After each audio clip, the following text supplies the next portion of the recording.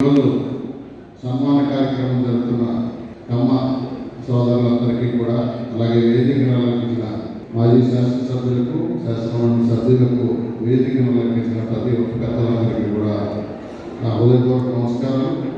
అలాగే ఈ సమావేశానికి చేసిన కమ్మ సోదరులందరికీ కూడా నా హృదయపూర్వక నమస్కారాలు తెలియజేసుకుంటా ఉన్నాను.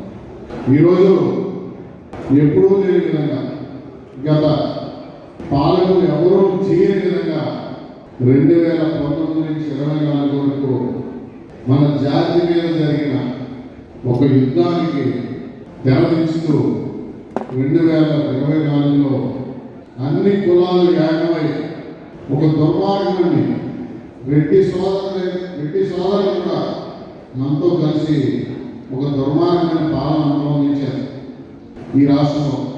అలాగే మా నియోజకవర్గంలో కూడా కొంతమంది శక్తులు వచ్చాయి. ఆ శక్తులు వచ్చి ఇక్కడ విచ్ఛిన్నం చేద్దాం, వ్యవస్థ విచ్ఛిన్నం చేద్దాం, సోదర భావంలో పోయినాన్ని విచ్ఛిన్నం చేద్దాం అని చెప్పి కొంతమంది ప్రయత్నించారు. ఆ ప్రయత్నించిన వ్యక్తులు కూడా కాదని ఇక్కడ స్థానికంగా ఉన్న కులాలు, అన్ని కులాలు మనందరినీ కూడా ఆశీర్వదించడం జరిగింది. అలాగే యోగేశ్వరరావు ఈరోజు సన్మానం జరుపుకోవడానికి ముఖ్య కారణం, మనందరం కూడా ఏదైతే ఏకస్తులమై ఒక తాడిపైకి వచ్చి యోగేశ్వరరావుని గెలిపించుకోవాలని మనం అందరం కూడబలుకున్నటువంటి అందరూ అనుకున్నాం. కాదు, అన్ని కులాలు మన కులంలో ఎవరికి చెడు జరగదు, అంతా మంచి జరుగుతుంది అనేది మిగిలిన కులాలన్నీ నమ్మి వాళ్ళ మన వెనక నిలబడడం జరిగింది. అలాగే యోగేశ్వరరావు కూడా మంచి మెజారిటీతో ఈరోజు 4వసారి ఎన్నిక కావడం, అద్భుతమైన మెజారిటీ రావడం మనందరికీ కూడా మన యొక్క కృషితో పాటు మిగిలిన కులాలన్నీ కూడా మనకి ఇచ్చిన సహకారాన్ని కూడా మీ అందరికీ మనం చేసుకుంటూ రాబోయే రోజుల్లో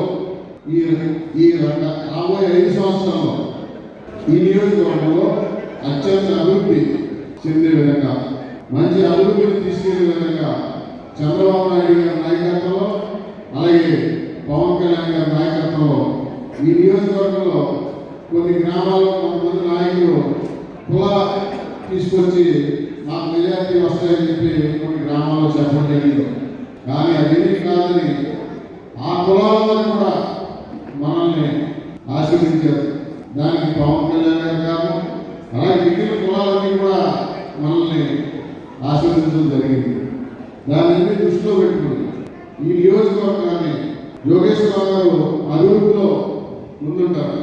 భవిష్యత్తులో ఈ రాబోయే 5 సంవత్సరాలు కూడా మన నియోజకవర్గాన్ని అత్యంత అభివృద్ధిలో జరిపించి అత్యంత ముందుకు తీసుకుపోవడానికి మనందరం కూడా ఏకస్థమై ఆయనకి విడుదలగా ఉండి మన కులం నుంచి కూడా ఆయన ఏ విధంగా సహకారాన్ని అందించి జిల్లాలోని నంబర్ 1 నియోజకవర్గంగా మన నియోజకవర్గాన్ని నిలబెట్టుకోవడానికి మనందరం కూడా ఆయన విడుదలగా ఉండే విధంగా మీరందరూ కూడా ఈరోజు పెద్ద ఎత్తున నుంచి మీరందరికీ కూడా నా హృదయపూర్వక నమస్కారం తెలియజేసుకుంటూ ఈరోజు సన్మానం జరుపుకోవడం యోగేశ్వరరావుకి ఒక్కసారి వారికి హృదయపూర్వకంగా ఆయనకి అభినందనలు. 4వసారి ఎమ్మెల్యే అయినందుకు ఈరోజు సన్మానం ఇంత చక్కగా సన్మానం ఎవరికి జరగని అద్భుతంగా సన్మానం జరుపుకున్న వారికి ఒక్కసారి నా ధన్యవాదాలు తెలుపుకుంటూ సెలవు తీసుకుంటాము.